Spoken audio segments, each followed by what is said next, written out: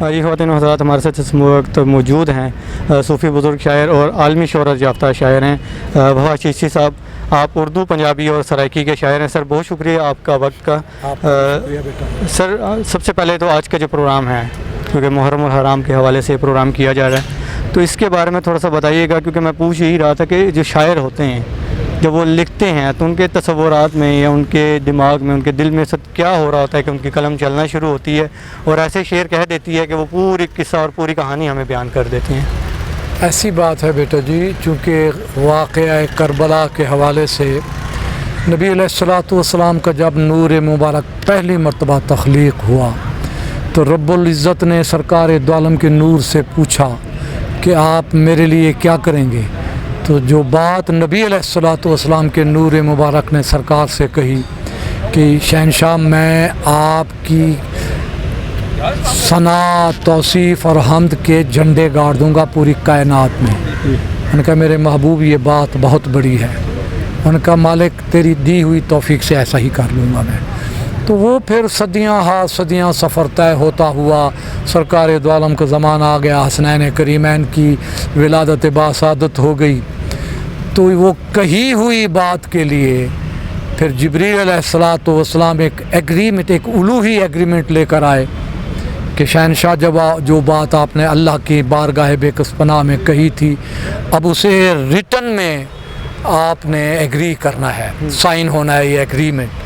تو سرکار کی آنکھوں میں آنسو آ گئے اور سرکار سیدنا حسین کریم آپ کی گود میں بیٹھے ہوئے تھے. آپ کے کان میں 5 سال کی عمر تھی. سرکار کو فرمایا نانا ابو میرے لیے استقامت اور صبر کی دعا کیجئے، دستخط کر دیجئے، میں نبھا دوں گا. یہ وہ بنیادی بات ہے جو باعث واقعہ کربلا ہوئی، اور واقعہ کربلا کی جو بنیادی ماہیت ہے، جو اس کا بنیادی روح ہے، وہ نبی علیہ الصلوۃ والسلام کی شدید خواہش کہ ان کی امت کا ایک ایک شخص بخشا جائے، کوئی بھی دوزخ میں نہ جائے. اس کے لیے پھر یہ ایک امتحان کا داغ بیل ڈالی مالک الملک نے کربلا معلیٰ میں.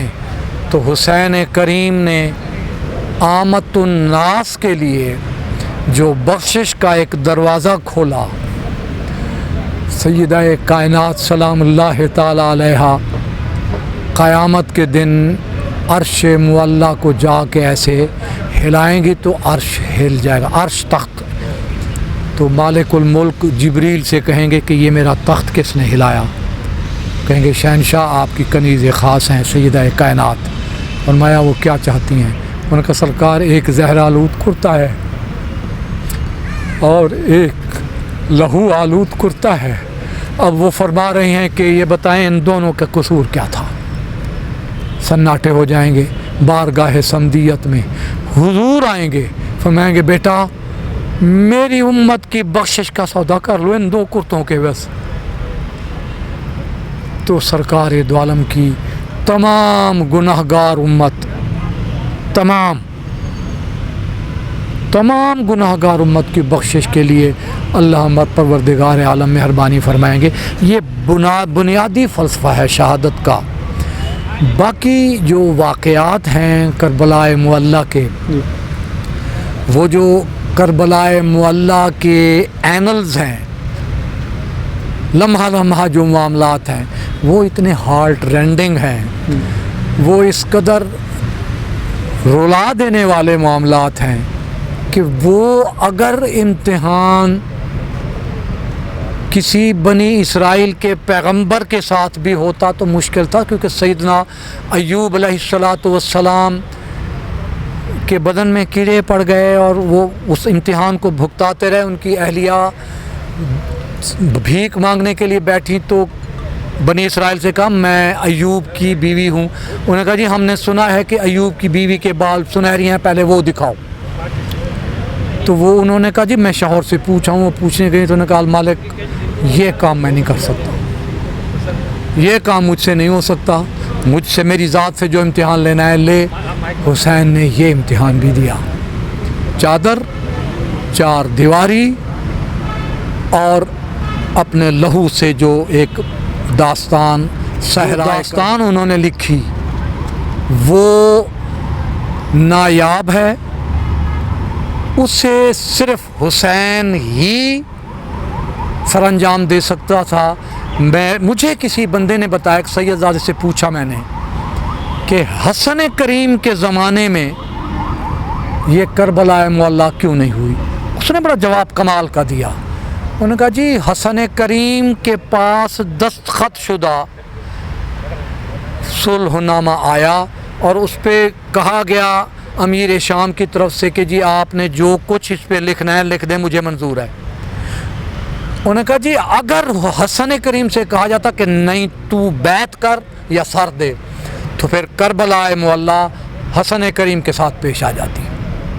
तो ये जो बुनियादी फ़लसफ़ा है कि ख्वाजा गरीब नवाज़ अलैहिर्रहमा ने शाह अस्त हुसैन, बादशाह अस्त हुसैन, दीन अस्त हुसैन, दीन पनाह अस्त हुसैन, सरदाद न दाद दस्त दर दस्त यजीद, हक्का के बिना ला इलाहा हस्त हुसैन।